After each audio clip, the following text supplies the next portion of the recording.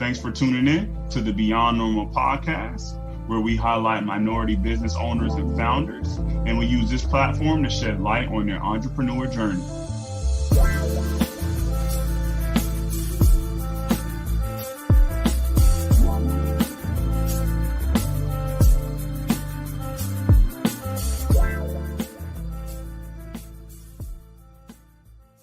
Welcome to the Beyond Normal podcast, everybody. Thanks for tuning in. As you know, this is the first episode of our second season. We got something special for you. I just want to let you guys know that this season of the Beyond Normal podcast will be sponsored by Valor. They are our partner. We got some exciting entrepreneurs to share with you guys for this season. This list is curated. Again, it's like your Spotify, your top playlist. We got the perfect from the beginning to the end, list of entrepreneurs, and we're starting out with a bang. I want to welcome Sydney Davis. Thanks, Sydney. Thank you. Thank you for having me. Yes, and I know you are very busy starting out 2021 on the grind, so we're going to hop right into things because I know your time is valuable. I want you to tell the folks a little bit around Tequity Apps does. And what you guys are looking to do in terms of world domination. That's one of the things that we got for 2021. Okay, yeah. So as you said, I'm Sydney. So Tequity is a no-code mobile app builder. We service the non-technical founder, innovator, where you can use plugins and templates to build robust apps. So I like to think of us as like the WordPress or the Wix, but instead of websites for the mobile app space. And we've been doing this since April. Under Tequity, and I've been freelancing for years supporting entrepreneurs. So 2021, we're looking to actually get in more entrepreneurs, we have a goal to launch 500 apps within just the first year here, getting people to the market. We really want to serve our community and have some ideas come to life. Thanks for sharing that, Sydney. Like you said, 500 apps, that means you're empowering 500 businesses. That is incredible.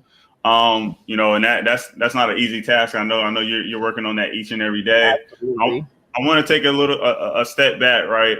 And allow you to give the folks just a little bit of background around where you're from and kind of what led you to this point where now you got your own business, you're running Tequity every day. Yeah, for sure. So I'm born and raised Kansas City, Missouri, moved to Michigan, and that's where I'm still here, located in Michigan. I went to school with an engineering focus. So that was what I've done. I worked in the utility industry in engineering and project management. Then, on the side, I was still doing app work and web work. And it was so crazy that even through some of the projects I was doing, it was not tech related, but all the questions that people needed help with were tech related. So I was like, you know what? It's obviously validating that this is my strong suit. So that's kind of how I got into the tech piece of things and into development. And about 2016, I started to really consider and build this software to allow people to build apps without code, because with my background, people just couldn't work with me. Either was on budget, or they didn't have the capacity or time, and neither did I. So I knew there had to be a solution. So about 4 years later, here we are, 2021, and we launched. You saw that need, like you said, people probably come to you and they say, hey, I want the world. And then when it comes time to that budget conversation, they can't get the world, right? Is that how it goes? Yeah. Okay. Yes, exactly. And so you saw that pain point. You wanted to focus on it, make it easier for folks to have an app. That's like everything right now is right. How can I put an app in somebody's hand in terms of that end customer? So it's really big for businesses to at least be able to tap into that. And you mentioned something there just around the technology and the things like that. It seems like that is a lot for people to digest a lot of times if they're a business owner. How do you explain some of the technical stuff? Break it down. If they were a kindergartner, how do you explain what an app is to how important it is to your customer, and just boil it down for them so it doesn't seem like it's this big, tall task for them to understand from a technology standpoint? For sure. And that's how I always like to lead. I like to call myself a tech to English translator. And I like to tell people when they come to me or we talk, just leave the whole mobile component out of it. Just have a business model. That's what we focus on. Let's just talk about your business, and then let's put a mobile layer on it to see this is how we're going to execute it through a mobile technology. And I like to just inform them just to understand user behavior. So just understanding the value of apps, right? We're on our phones all the time. People are probably watching this right now on their phones. People are mobile, we're moving, and it's something we wake up, we touch our phones, we go to bed, endless scrolling. At the dinner tables, people are like on their phones. So why not put your business, your brand in that space in front of their face? And what's really great too, in simple terms, I try to tell people is in other means, like, oh, well, I could just get a website, or I'm on social media. But that requires people to think about you. Like I have to think about you to go to your website. Or maybe I am on Facebook, but I'm so ingrained in endless scrolling that I'm not coming back to go buy something at this moment. So with the mobile app, though, you can push me notifications. You can actually get in front of me whether I was thinking of you or not. And so that's like the simple and easy way to execute just how mobile apps benefit and how to really think about them is just take the mobile tech away and just think business strategy. Okay, now I'm going to take my business processes and just mobilize it. I love it. I love it. So I know you started Tequity. You had some experience in starting businesses before. Can you let folks know a little bit around some of the business experience you had before starting your own business? Yeah, let me tell you my journey. So I started in college blogging. That was like my first thing I did. Just blogging. And I remember when I started, I was in college, right, getting my engineering degree. And so people are always like, you should just focus on school. You shouldn't do entrepreneurship right now. You can do that when you graduate. I was not listening. I kept blogging. Blogging was good. It had some traction. It was good. Then I added like a clothing line component. So I had a clothing line called Plucker. Did a fashion show and everything. Oh, it was such a bust. I can think of all these failure things I've done, blogging, clothing line. And then that's when I started to pivot into tech, because even through all that, people are still like, well, how'd you build your e-commerce site? How'd you build your app to this? How'd you get this to show? So I took that experience. I was like, okay, well, let me start helping people on the website end. And then when I got into corporate, that's where I started learning more about the benefits of mobile use and how corporate companies are using it for maybe larger scale enterprise projects. I knew that at the ground level, we could execute the same thing. So I started to build a no-code app software and try to do app development.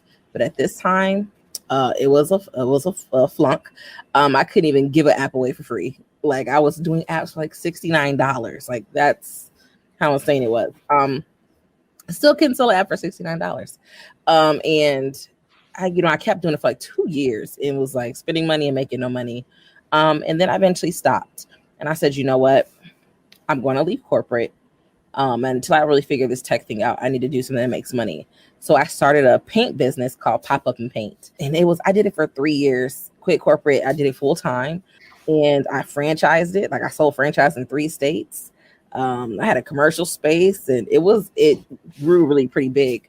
But it also put me in position to have what I have now. So I was able to completely stop it and sell it off and start Tequity and give it my 100 undivided attention and take what I learned through pop-up, through the failed tech business, through the web development, through the clothing line, through the blogging, all these things are years of just entrepreneurship experience. And now I've actually hit the ball at the park and found something I could win. That's amazing. Like that you really like you said, when you first started the blogging and your fashion piece, you got a lot of hesitations from the people in your network. Like, hey, like you can do that later. Yeah. But you were stubborn. Like what was it about it in that moment? Like what drove you to still want to try entrepreneurship though? Everybody else was doing it. I was like, why do I got to stop? Everybody else is doing their thing. I've seen other people like me doing it and doing great. And I said, they're jumping out there, they're taking the risk. They're in college. We're in class together, so it's people I'm familiar with. And I was like, you know what? I can do this too. I don't have to wait. And mind you, the people who have always told me you should wait to do it till you get done with your degree, or you should wait till XYZ, those people also wait on their dreams. Those people have yet to move on what they're doing. it's not really who I want to take heed from, right? So I also kind of just had to pay attention to who's telling you to wait and what are they doing, right? They're also telling you from a place of their own fears. Mm-hmm.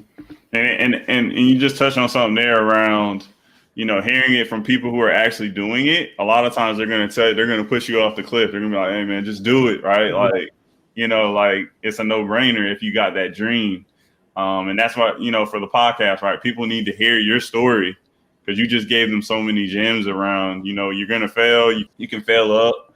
You can find your niche. And when you do, you got some experiences along the way that you can apply. So that's amazing. And kudos to you for starting early, because not a lot of people understand the benefit of starting that process of failing up early.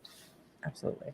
So you've built out Tequity now. I know in terms of you getting started, like you said, you had the idea, the initial spark. You did some stuff around kind of user testing, I believe, when you first built it out, and you got a really good user base to kind of give you some of that, feedback. So can you tell the folks a little bit around how you went through that process of getting some people to agree to use it and then ultimately using that feedback to build what we have today in Tequity apps? Absolutely. So when I knew I wanted to transition into this, it was actually, I want to say Lead Pages podcast. And they were talking about how to make $1 million or something like that and how to build your list and all these things. But one of the strategies was, in order to get your list of the right people and attract the right people so you could sell to them, is to experiment. And that's what I took the time to do, was actually experiment. So I tried my product. I had a very focused outcomes. I talked to people who I felt like my ideal customer were, and I learned from them. I was patient with them. So it means we had hiccups. I didn't try to rush the results. Didn't try to rush the progress. I took that time to learn about them and their pain point, why they work with me, what they love about work with me, what do they love about the product, the results they were going to get, what they wanted to get out of the product, all these things, right? Help me inform my development roadmap, help me inform my marketing message. So that way when I launched, it was a whole different result because I took time to learn and actually build an experiment. So that way when I launched, I was able to talk to the right people, talk the right way, execute and push that pain point. And my email list grew in that first week. This is pre-launch, right? That first week to about 350 people. And that's why when I started to build up and launch, I already had an audience of the right people who had the pain point that I could solve, ready to sign up on my software site. So I basically went through the process of experimentation, getting results, and using that lessons learned to craft my brand messaging, my value proposition for my software, articulate that, and put it out in front of the right people. I found out, where did you find me from? How did you attract me? How would you look for me? How would you find me? Really learning, asking these people. And because I also gave them a pretty sweet offer and deal, they were patient with me too to learn with them. So that's really how I leveraged my launch and pre-launch strategy to really validate the work that I'm doing. Yeah, that's awesome. And you touched on a couple of things there. Just getting that feedback at first, it's almost more important than making money and monetizing, right? And it can be painful, right? Because you're probably at first maybe you're losing. You're not bringing in as much as you're putting in when it comes to your time, your energy, your resources. But then on the back end of that how much feedback you had, that's probably something you can go to a lot of people and say, my product's vetted and I know the customer segment, your customers that you want to sell to. To a T. Yep. That's awesome. And so that leads me to a couple questions. What's one or two things that you can give folks, just that one thing that you can say that you learned as you built up Tequity, that you may have not known at the beginning? You may have liked to, hop in a time machine and tell yourself about, just so you could be, that much stronger, that much further along as a business owner. Oh, that's a juicy question. Because every quarter I reflect, I'm like, oh, so much. So I would have to say one of the things that I've learned that was a lesson learned to me that I would share with someone else that will help push and accelerate you, is to, I know the right words to put it, but to be unapologetic. I want to say unapologetic. You have to be a beast and a savage, and not in terms of even just the work ethic. I'm talking about how you accept people's work ethic too. So your team is everything, because if you're really trying to grow a scale, we do things ourselves, but eventually you're going to hire that marketing person, you're going to hire that salesperson. You have to also be clear your expectations of them and monitor the results that you want, because we put time and investment in these people and your team. And if you are not pushing, if you're not clear, if you're not cutthroat, right? You got to be able to fire fast and, hire slow, patient, and fire fast. That is, I think, my lesson learned the first year is, and we've had quite a bit of turnover, and I've had made those mistakes investing and not getting results. And it's like, maybe I should have said something. Why did it go on like this for so long? Now you don't get that time back. You don't get that money back. So what I think I've learned too is just the same expectation I hold and work of myself, I apply to anyone who works in my company and my team. That's like your company culture. I think everyone should say, what is my culture here? What is my expectation of everyone who works with me? What are my expectations before I hire somebody, whether it be your coach, a consultant, a contractor? Have that. I think that would be so critical, because when you have the right people with you on the team, you can go so far. If you guys share the same vision, the same grind, you will go so far. So far.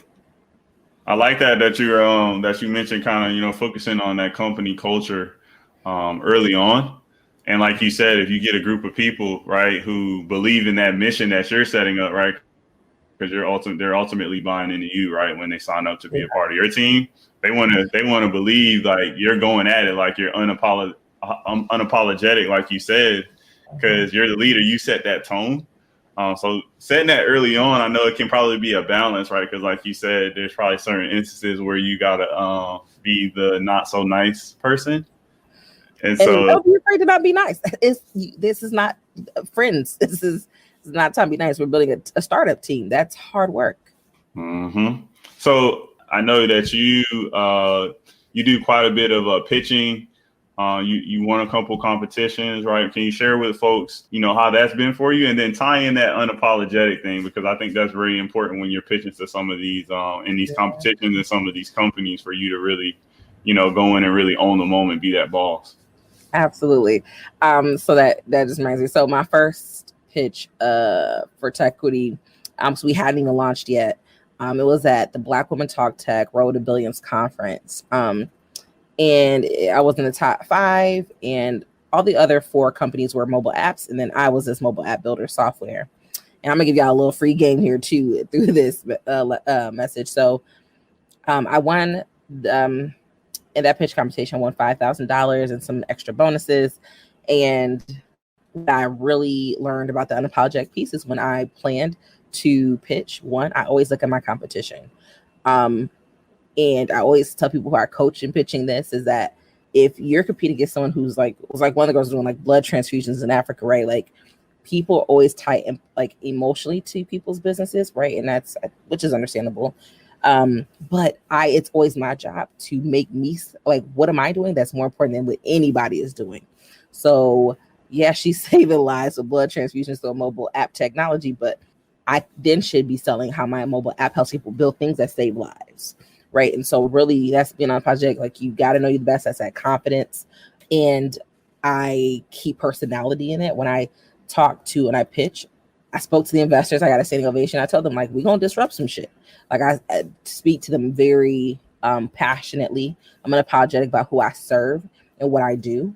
And people respect that. And I think that when they feel that you're unapologetic about what you're doing and who you are, it kind of interests them to want to jump on board and advocate with you. So that was our first experience. And then I did startup grinds, global pitch competition. I made the top 3 of our region. I also did a Harlem Capital's Forbes equity pitch competition, was our biggest one of last year, where we won first place, $40,000 cash, $50,000 in services, plus Techstars bonuses. And we got into Techstars Berkeley's, did a program through there. We did all kind of different pitches, but monetarily we won about $50,000 in cash and over $100,000 in services in the year, just through pitching. Pitching's hard work, but let me tell you, we sold it, we pushed it, we advocate for our our audience that we serve, we're so in touch with who they are. People can relate to that. And I think that's the important thing about pitching is building up something that's relatable. That's free game, guys. That really is free game. That was Jim on top of Jim right there. And I've seen it over the last however many months that we've known each other, Sydney, just in terms of like you'll be pitching like every other month, it seems like, or every month. Like it's crazy. And I know that can be a job that can take you away from, running the business, right? So I'm curious in terms of like when you're doing it, like you're busy, you're pushing the brand, you're pushing the cause, like going back to your team, because you mentioned, having a strong team around you. How do you lead and like delegate when you're juggling these different things as a technical founder, like you really are? Like how do you go about setting your team up for success so that you can focus on other things? I do have to take out time just to always level set with them. I always, again, my company, we're very straightforward. I say, what are your goals? What do you want to do? What don't you want to do? I'm clear on how to work best with you. And I don't want to give you things that bore you, that drag your feet. I'd rather give you things that make you want to work hard and move forward. So I also do that too. So I delegate them things that are in their zone of geniuses. Giving you something that is not in your zone of genius is wasting my time and yours. So I'll just delegate it to somebody else. So one, understanding what people's magical powers are, like where can they really excel, and that's what I delegate to them. I give them that, and I also give them the empowerment to lead it as if it's their own. Like Tequity is everybody's business in my company. This is your company. What would you do it to get to where it needs to be and make the best decisions? And I think sharing the vision in the company with everyone versus saying everyone's doing this for me and it's mine also people feel more invested. So I find the results are better when people feel invested.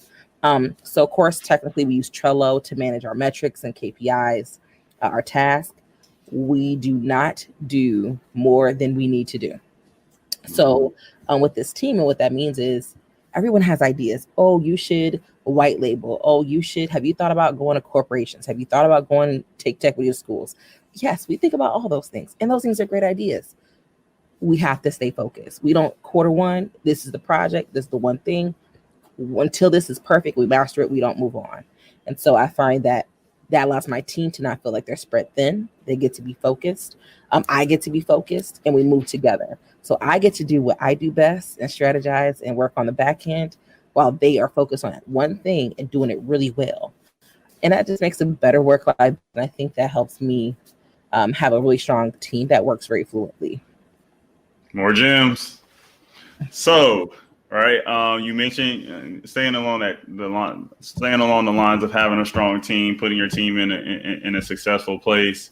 When it comes to having a diverse team, tell us a little bit around, like what does it mean for you to have a diverse team in terms of your leadership team, just people who run the business for you, and then on the back end of that, how do you go about kind of owning having that diversity within your organization?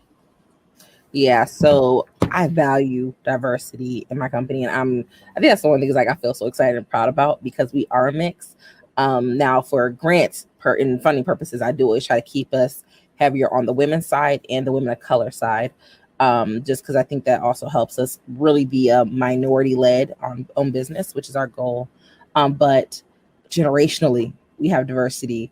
I'm 30. And I'm leading the company, but I also have my director of partnerships who's in his 60s. And then I have a middle-aged white male who's leading marketing. And then I have, women and men from different descents. We're located all over the world, from Korea, Africa, India, in here in America. So I love that everyone comes from different institutions of learning. We all have different work experience and we bring all that to the table. Our customer base is so specific though. Although maybe not all relate to that customer, we can still visualize that person. So we can still work in tandem of who we're working for, which is that customer. I love my team. I love how we're just a mix of personalities, mix of ages, a mix of languages and men, women, and older, younger. So it's a good mix. And you had asked me about your second part of your question. Could you repeat that piece? Oh, yeah, definitely. And I think around like it sounds like right now you have a diverse team. I guess how do you go about like thinking moving forward? Like how do you deliberately keep that diversity in place? Yeah. Like how do you own it as the founder, right? Saying, okay, you want to have a diverse team, but saying it, kind of doing it, talking the talk versus walking the walk. I think those are Yeah. two different sides of the coin. So I'm curious to know, like, how are you going to keep that moving forward within your business? Yeah. You know, it hasn't happened too intentionally yet. I really do just have this because I just hire who I think is the best. So that they just happen to be the best, which is why they work there. But when I guess also, I naturally don't discriminate when I'm hiring. I really am looking for the best versus caring about how we look to somebody. Um, and I say this in two things because when I first started my tech company, I've always wanted a full tech company with nothing but women of color. Right? You see all these things like, oh, a full black-owned construction company, full black-owned law firm with just all black women or all black so and so, which I think is great, but that is not diversity. And so although it was an aspiration, I know it didn't mean that we're going to get results or bring different heads to the table. Having people of different generational ages was intentional. Their perspective is different. I love different perspective. I don't want everyone in my company to be on board with me, look like me, think like me. That does not do us any justice. So I do think when I'm interviewing, I enjoy finding people who are so far different than anyone else on my team because I know they're going to bring something different and a different experience. They've had different levels of access because of who they are. They've been exposed to different things because of where they're from. They've gone through things and have more experience because of what they've been through in their age and time they've been having experience. So one, I do focus more on the results and just picking who's the best versus how we may look and things that sort at that level. But also in terms of me looking for people's resumes and building that team, I do look for where they're from and how that can be an addition to us, their age and how that can help us, and their experiences and culture, how that can also bring some input into the company. I like that. I like that. And you touched on just diversity of thought, right? I think that's important. And then when you look at your customer base, right, in terms of the Yeah. people who are using your app, there's no necessarily color, creed, age. Like the range is everybody, right? In terms of business owners that can leverage Yeah. your tools. So, like you said, it makes sense for you to have those different perspectives within your organization. And that's amazing that you, like you said, just naturally you can do you can naturally have a diverse team. And I think that goes against this narrative that we're hearing, right? Of, oh, there's not pipeline, there's different things that impact it. It's Yeah. good to see that just running your business, you're giving some proof that, that may not be the case. True. Appreciate that. And so I mentioned it earlier, just around, our sponsor, Brooke, in our first kind of touch base this week, we kind of mentioned a couple things. And one of the things that came up was this idea around kind of world domination, how you guys are, how business owners are looking through, 2021 and beyond. Like, what does success mean for you? Can you tell us a little bit around, what that success looks like for you moving forward and what your goals are for your business? Yeah. So we're actually going to start our road to capital this year. So world domination through the Techstars Barclays program I recently finished. Some mentors very well expressed the need to need some rocket fuel to beat competitors to market and get to market strong and fast. And that's our world domination, right? To get capital, to get to the market and build so our product is like pretty still in development. It's pretty robust for what it is, but it could be stronger, it could be quality, we could expand the abilities with the more stuff that we're learning, and it needs capital. So this year we want to our goal is to raise $500,000 to get to our next milestone. We ended last year with a $3 million valuation. In this quarter we're already halfway to our funding goal, so we're pushing to grind and hit a 1 million by end of the year. I'm sorry, I had to type something. That's $1 million. I didn't want to do all the zeros.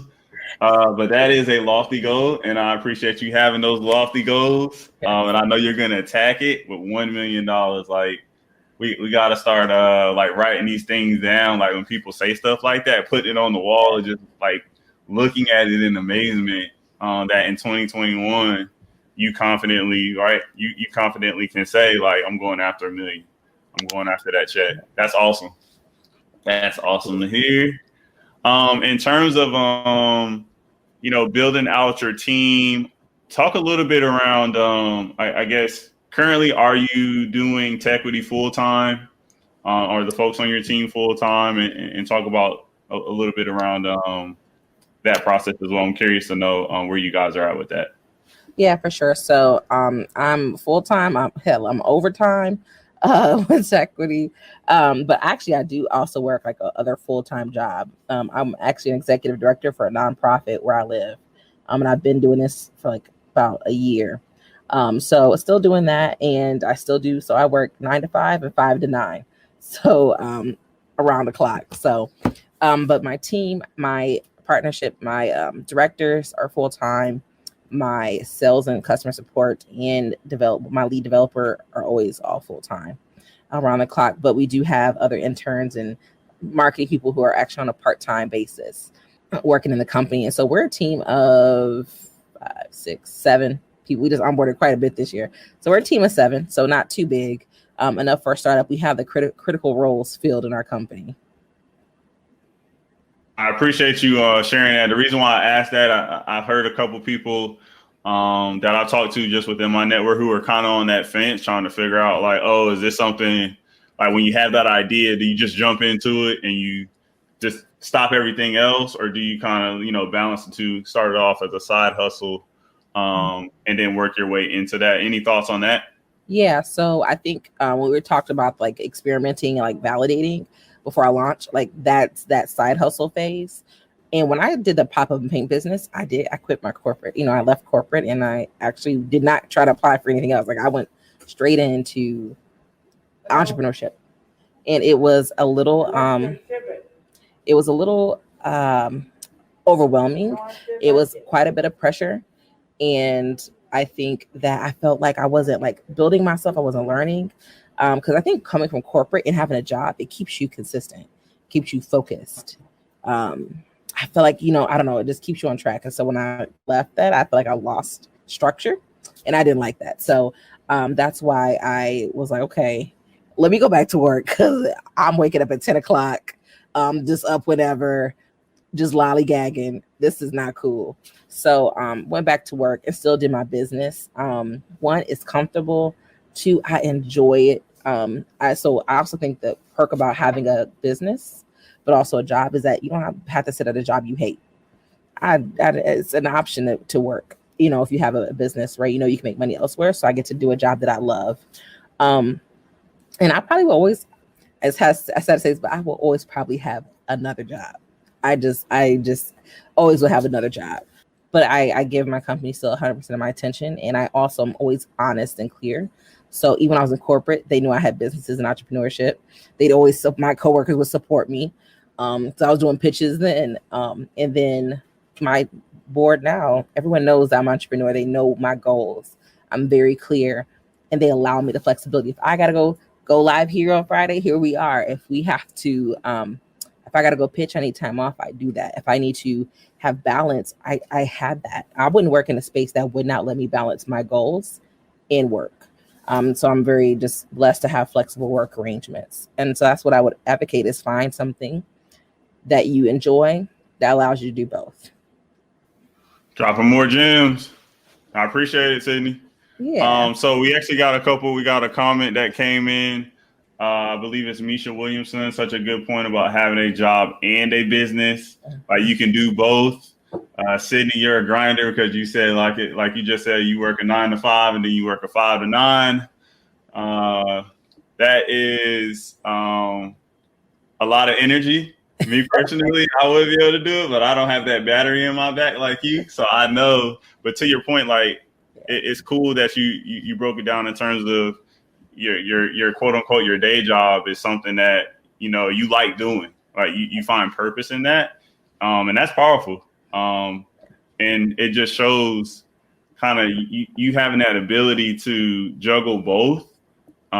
It shows people that you can do multiple things. You can have multiple streams of revenue, right? That's how I like to think about it. Just having multiple piles of money, pipes of money coming in. That sounds like amazing. Multiple streams. Yeah, multiple streams. Like that sounds amazing. So I appreciate Misha, bringing that up because that's something I have heard a lot of people talk about around juggling both and kind of that idea of work-life balance. What does it look like? It seems like we're kind of just smashing that idea of work-life balance and kind of piecing it together the way that we want. And I think you're proof of that, Sydney, in terms of, just making it your own, right? Yeah. I wouldn't advocate people to that whole quit your job and jump in head first. That is not always necessary. You just have to work hard. And if you got a job, put some money away to outsource for things you need to kind of get you comfortable to get your revenue at least coming in. So until you can triple what you make in your job, if you are destined to leave, at least make triple what you're making, not your business, but your take home out the business before you start quitting your job. I'm just telling you from experience, okay? No, that's a more free game, triple. So keep that in mind, folks. I think that's a gem right there. Like you said, it's not easy, that entrepreneur life. And so you're definitely giving folks that, that complete picture. Like, you still need money. You still got to have ways to pay your bills. And so it's okay to, juggle both. It's okay to start it out as a side hustle. So that perspective is excellent. Gems on top of gems. In terms of, where I want to go next, because I know we're probably close to wrapping up, Sydney. Tell folks, how they can get in contact, around Tequity apps. If they're a business owner out there, they want to start that app process. I know you guys have some tutorials, some intro level stuff for people to get started. So let them know. Absolutely. So tequityapps.com is our website. And we're launching our platform under a new name. We finally got some approved trademarks. So as of next week, you can still get to it from Tequity Apps, but it'll be called Nix Code. Nix Code for a no-code app platform.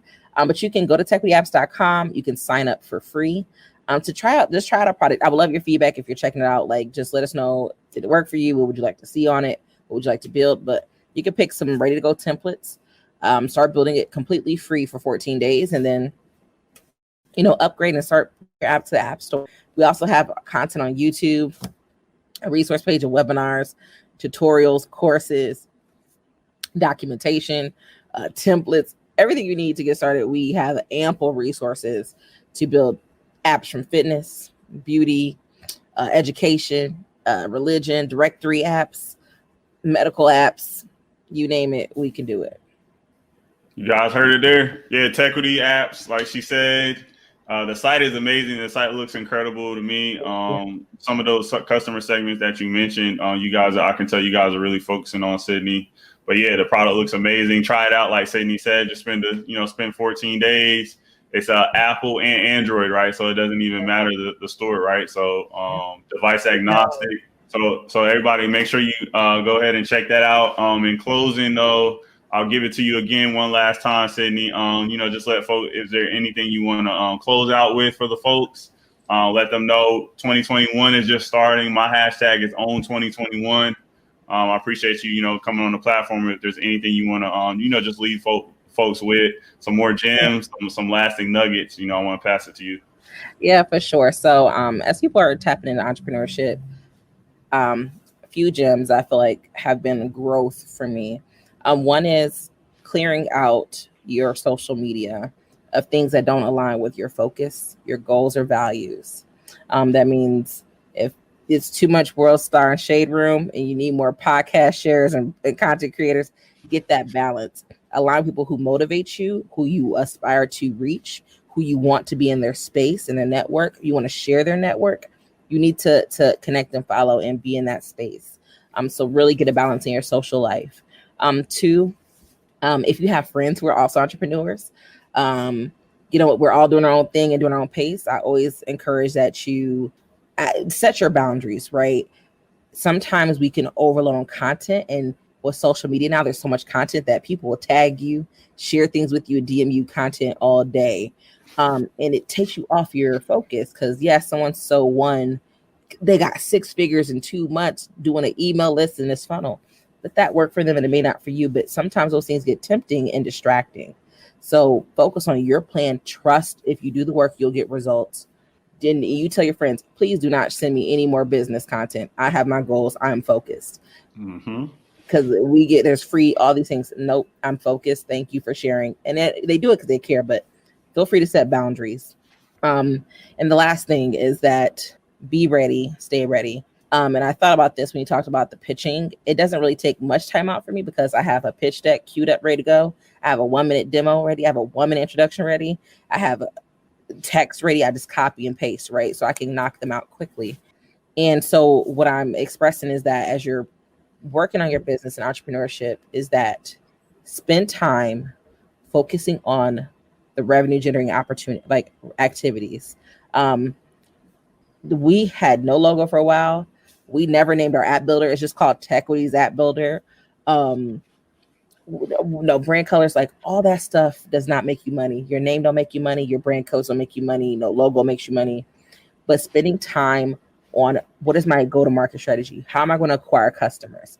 These are things spent well with for your time to make money, which is what you're here to do. All that other stuff, colors and brands and the pretty stuff, the fun stuff can wait. Do the hard work because proper preparation prevents poor performance. The 5 Ps. So let's leave you with that. Proper preparation prevents poor performance. So stay focused, work on revenue generating activities, clear social media and limit your boundaries to people who are also sharing too much content with you, and stay prepared so you don't always have to get ready. You heard it from the best, everybody. I appreciate Sydney for stopping by, you sharing your journey.